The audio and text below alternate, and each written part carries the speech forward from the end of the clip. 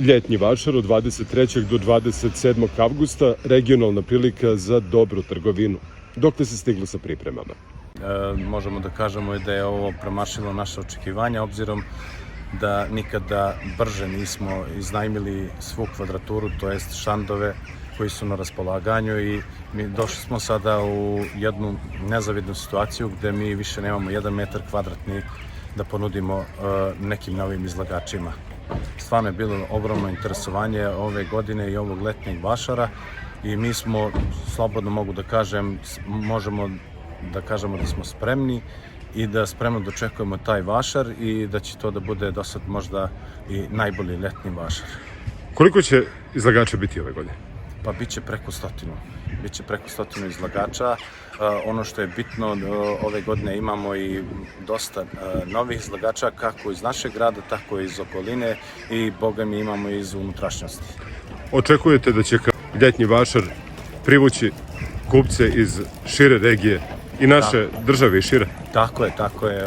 Mi već imamo najave za neke organizovane ture, shopping ture, i mislimo da opet kažem da ovo će da bude možda najbolji letnji Vašar, zato što kad već imamo od sada te najave, znači to je nešto što obećava. Naravno, mi smo mnogo uložili što se tiče marketinga i reklamiramo se na dosta televizija i ovih internet portala, tako da i tu u tom segmentu smo otišli napred, a boga mi i u samoj organizaciji.